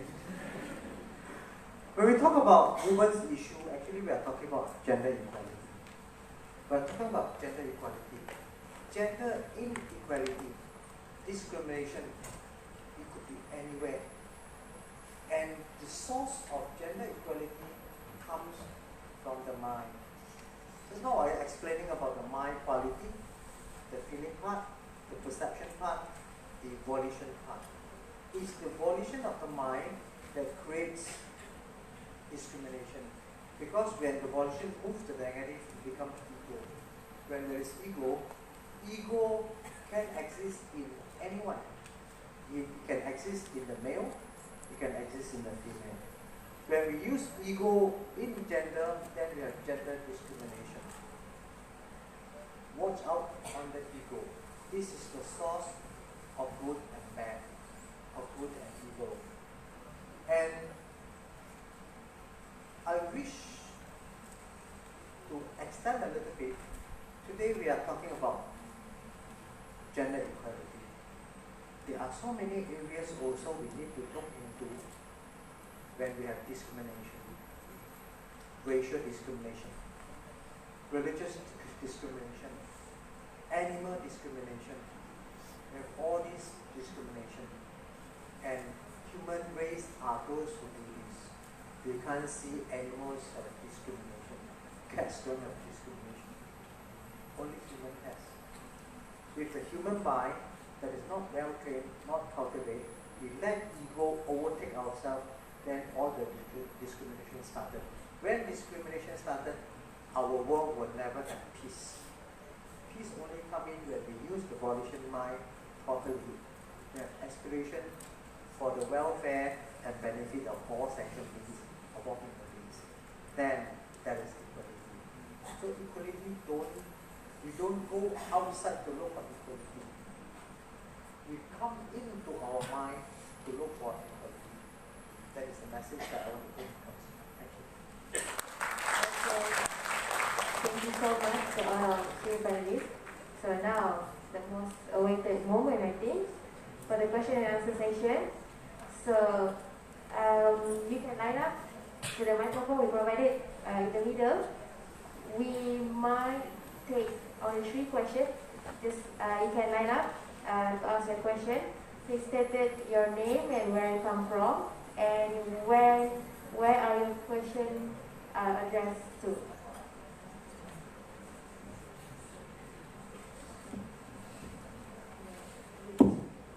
Hello, Assalamualaikum. Sorry, my question is a little bit out of context because one of the panelists has said about this. What I may ask is a little bit out of the context, but it is such an opportunity for me to ask. So, in this current, maybe one may say the postmodernist era or something else like that, our social construct have been changed a lot. So this also applies to the concept of understanding and the concept of gender itself. So what I want to ask is that, how about the transgender person? Because they are also being discriminated. Okay? Yes. So are they allowed to be a high priest also in the religions or not? So it's considered around the spirituality aspect. So that's all for me. Thank you. Brother, to whom your question? All panel? All panel is okay, we take another one also. Assalamualaikum and a very good evening. My name is Idayu and I'm from Korea of Islamic Technology and Sciences from the Department of Usuluddin and Comparative Religion. First of all, thank you so much for sharing the views and perspective of each religion. So my question is basically, I do believe that every religion propagates very good values in life, universal values. And the problem, the very reason that's holding women or anyone back is the society. So I want to know your views, each of our panelists. Like, what do you think? How do you view the religious authority and the government? Have they done enough to cater the welfare of women? Specifically, because statistically speaking, women do face more injustices in terms of sexual abuses, sexual harassment, and domestic abuse. So, do they cater this enough? And if not, what are the examples of policies that you think the government should do? Because this would involve women from all across the religions. Thank you. Alright, thank you. So, no more question, I think. Oh, one more. Okay, the last one. Assalamualaikum. Hello to the panelists. My name is Ahmed Jajadar. I'm a student of communication in IUM, and I come from India. Can you, your mic can you like up? So, my name is Ahmed. I'm a student of communication. I come from India. My question is specifically to Dr. Charanjit Kaur regarding the current status quo which we see in the states of Punjab and Haryana, where Sikhism is originally come from. We tend to see that the paradigm of the society there is where women are extremely oppressed.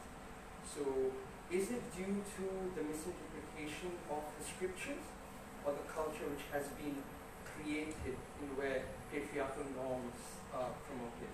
Thank you. Alright, thank you. So, who's want to start first? Okay, we go with Dr. Charanjit first. Okay. Let me start and finish the task. Alright. Okay, the first question I like about LGBT, because I'm doing research on LGBT. Alright, I'm doing on LGBT and Sikhism. So I only want to give an answer from Sikhism point of view, not our government point of view. Alright. So in Sikhism, what is important is your soul. Alright. So you have a limited time. I don't even know today I'm going to reach my home safely or not. So you have a limited time. So with that, you have to grab the opportunity to become a good person. So I'm not in the position to say that we should encourage or we should not encourage. That's not my position. But should we discriminate this person? The answer is no. No. They have their rights. They have their rights. But one thing that we must understand from Sikhism point of view, whatever decision you take, you bear the consequences. That's all. If you want to drink the water, there's no toilet here, you bear the consequences. Because he was technical, alright, it's something like a very simple example here. So if you want to take a very extreme example like LGBT, so you have to face the challenges because our society here is not so open, so matured yet to understand that. So I always say to my class, if you're born in this kind of category, migrate. Because in our constitution also they are not favored to do. Alright? So that's on constitution. So from religion point of view, we cannot discriminate. Second question, very good question about women welfare. I think if we study on our Kementerian on Women and Family, of course, they have some. They have a lot of activities, policies, and many of these are not. Many of these are not published in the media or the newspaper that you are reading. But it does not mean it's not happening. All right. But you must understand that we cannot see an immediate change. Oh, the lady at my area is still, having difficulties, still poor for past 30 years. Perhaps they never seek for any bantuan.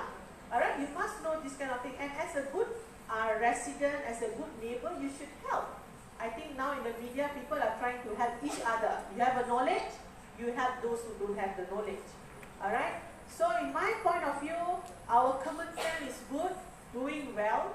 Alright? They are catering the welfare. But one thing I want to mention that the safety of the woman. That one I can comment. I think we can improve on that matter. Alright, we can become a more concerned citizen. Not only safety of women, but safety of men. In today's world, anything can happen.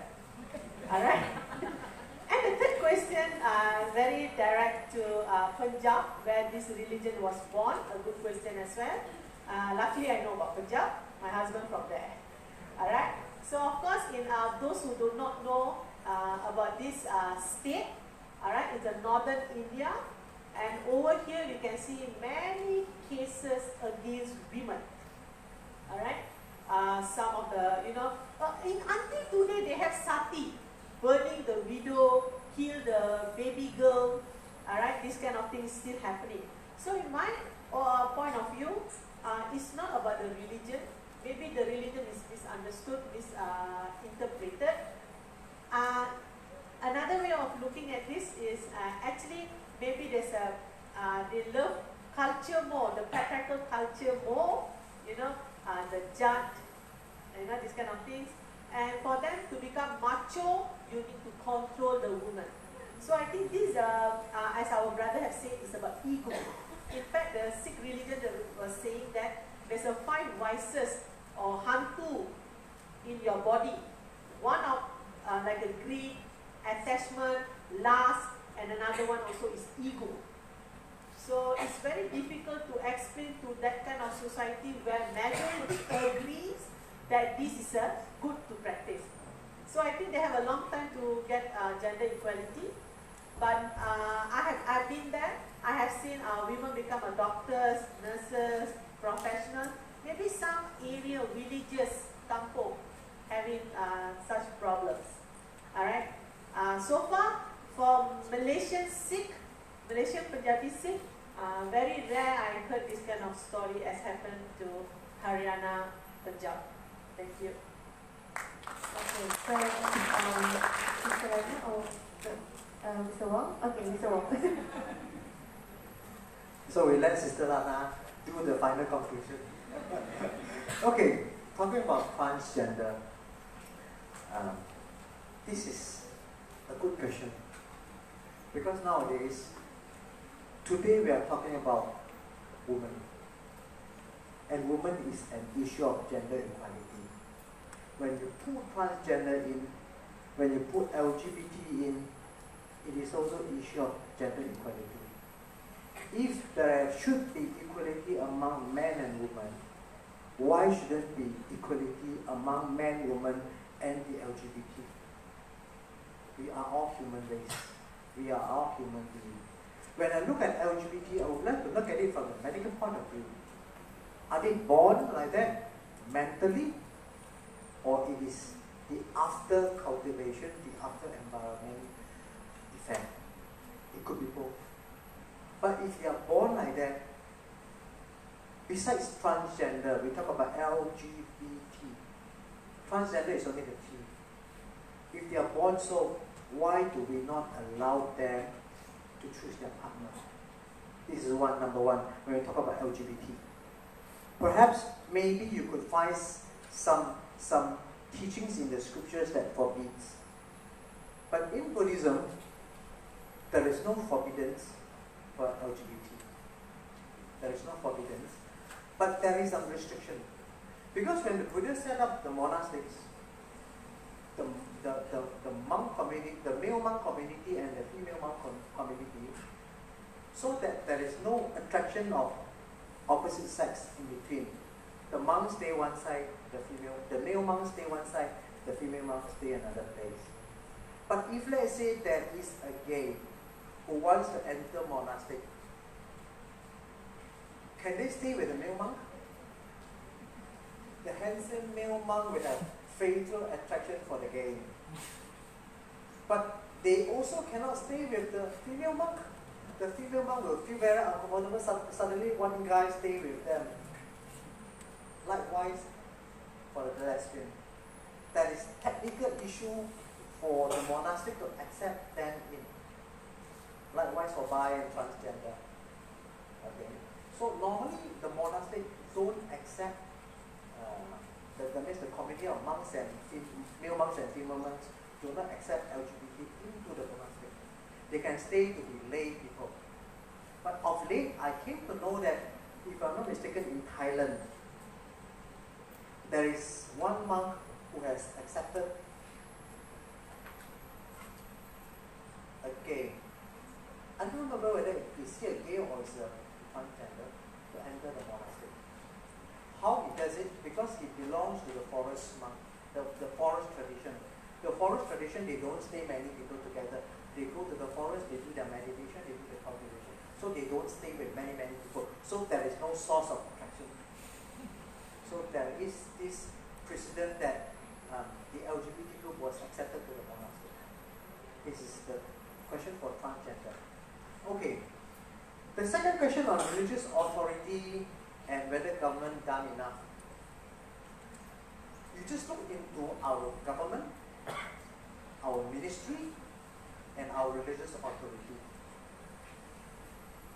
How many percent of male and how many percent of female? If there is only so female in the ministry and in the religious authority, please don't expect them to give you gender equality. This I speak from the bottom of my heart. Because somehow male may forget about female and they do any rulings, anything, they look at it from the context of male. I was told of this incident, of this scenario. I believe everybody here has handphone, right? Okay. Someone told me, I don't know whether correct or not. You take out the handphone, you look at the keypad. Man can easily type anything because the keypad is designed for the palm of the man. Because the designer of the handphone is a man. And some ladies complain to me that they have more difficulties in typing because the hand is smaller. So when the handphone is designed by man, it's catered for men, not for women. I do not know whether this is true. Perhaps we can do later we can do a survey, a research and see what it is. If the ministry, if the government, if the religious authority is dominated by the man, please don't expect them to give you gender equality. We have to have more ladies inside. Thank you.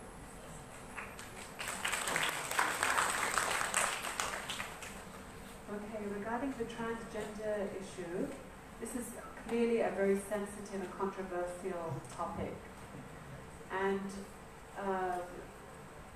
we, especially from my work as a therapist and extensive research that I've done on the topic, which obviously I can't go into now, but in a nutshell, the causes of it are a combination of psychological, environmental, and biological factors. And these are things that come about inevitably.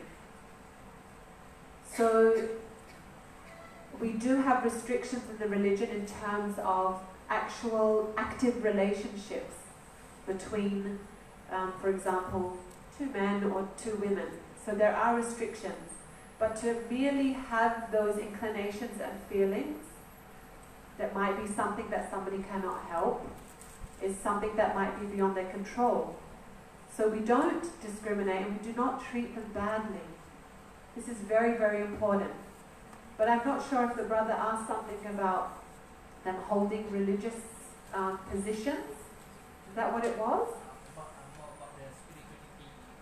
Oh, so in terms of their spiritual growth and really for every single individual, as I said earlier, we all have an external manifestation of our, the word that you use, function. We have an external function in this life.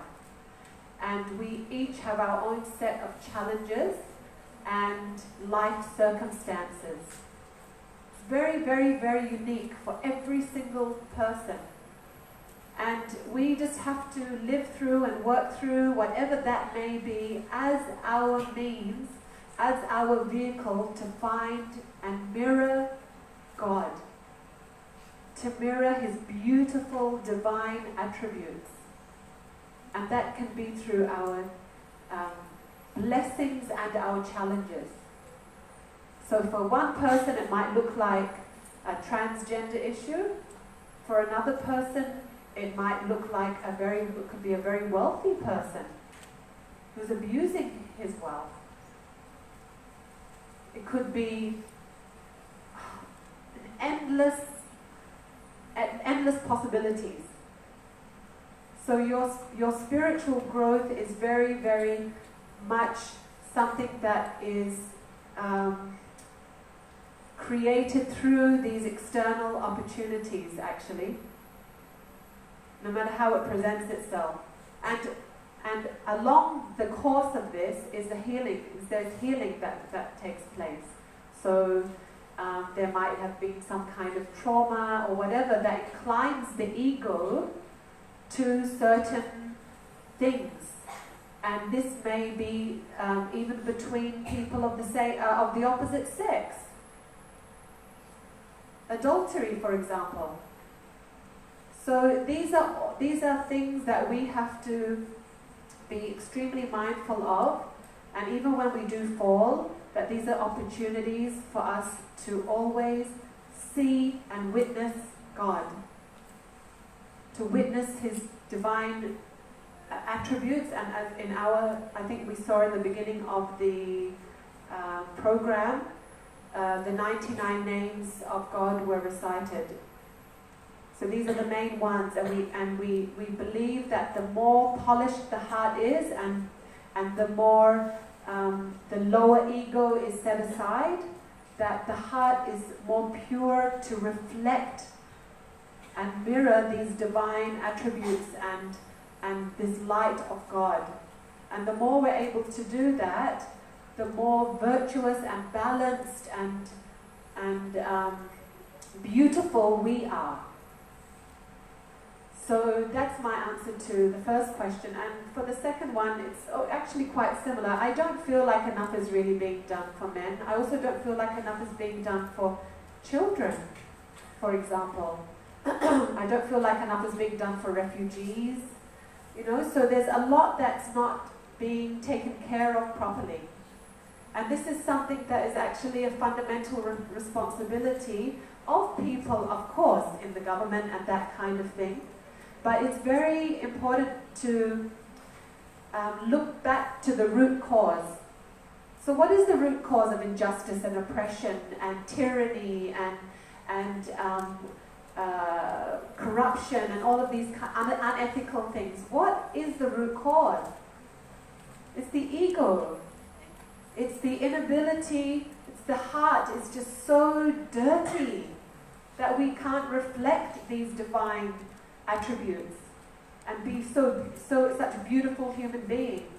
So at the end of the day, what's truly needed is for us to really take our spiritual and our internal journeys more seriously, and to find out who we truly are and become whole human beings. And then from there, and this is a grassroots thing, it's not really going to start with the government, it's going to start by every single one of us. And once we're in harmony and in alignment with the divine, we will see the fruits of this in our relationships, in our families, with our neighbors and society. So I think that's where I'll end. Thank you very much. Okay, thank you very much to all our panelists, Sister Lana, Dr. Charanjit, and Mr. Wong. So, thank you for that very fruitful discussion. What do you think? Do you enjoy? Okay, so if you have any question after, you can actually see our panelists. And I would like to pass the floor to our MC. Thank you.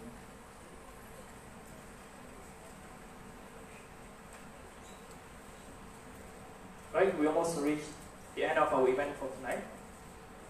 Thank you to our inaugural panelists for inspiring and fruitful sharing.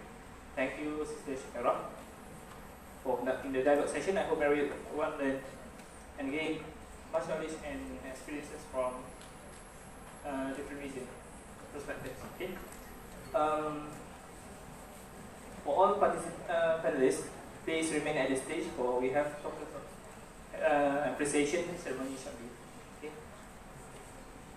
And now I would like to welcome Advisor of Quranic Youth Club, Associate Professor Dr. Sina Ibrahim, accompanied by our Program Manager, Sister Nurul Izzati, to give some token of appreciation to our panelists and moderator for tonight.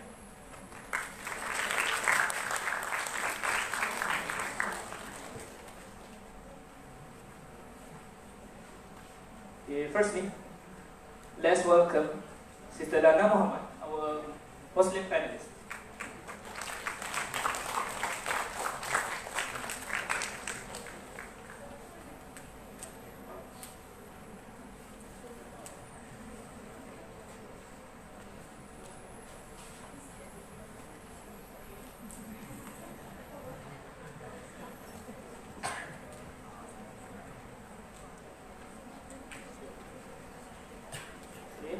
Mr. Wong, Choon, our Buddhist panelist.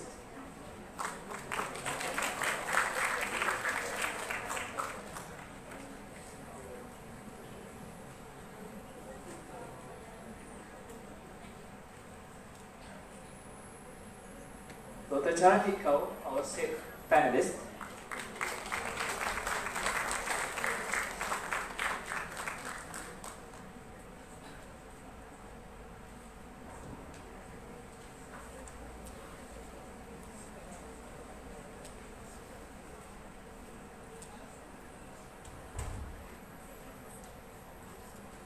Finally, Sister Shukara Danisha, our moderator for tonight.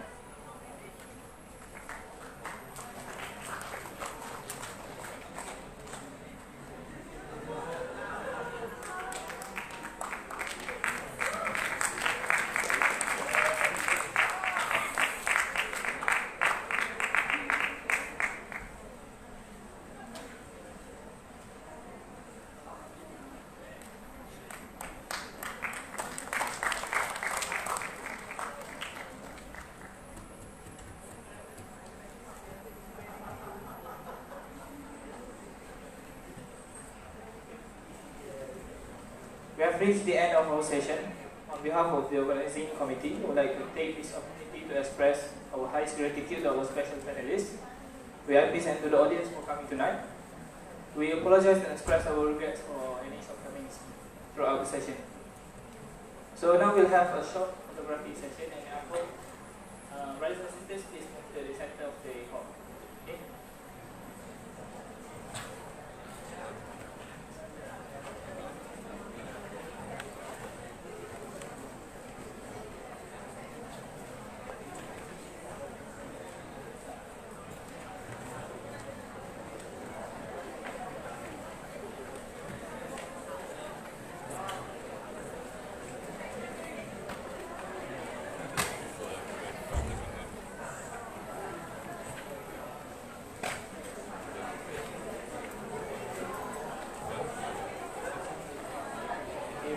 Please stay for just a little bit of time. We'll have a short introduction. Please.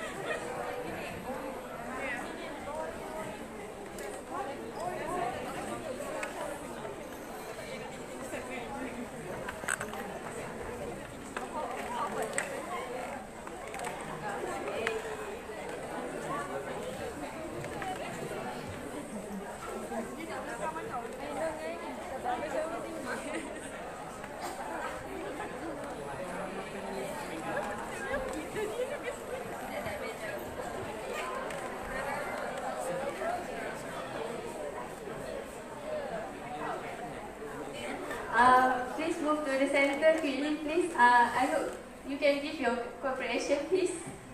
I hope everyone can. If you want to stay at the stairs, please sit. Don't stay. All the committees, please, on side together.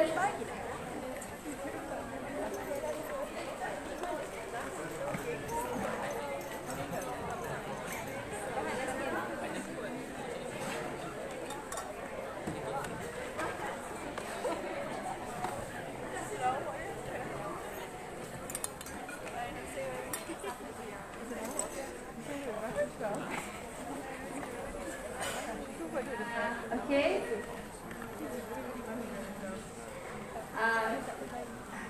You sit me, please.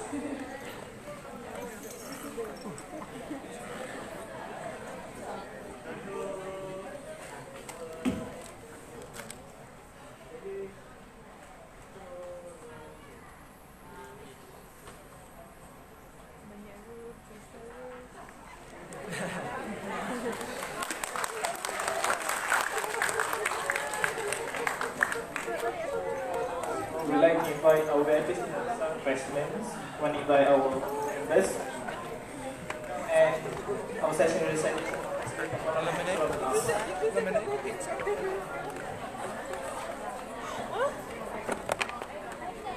Hey, from America. Yeah. Living here. Central. Yeah. No, not that far. Maybe 25 minutes. Driving with my friend. I don't have a car. Just drive train or Grab. You student here? Yes. What do you study? Psychology. First year. Wow. You like? First year also?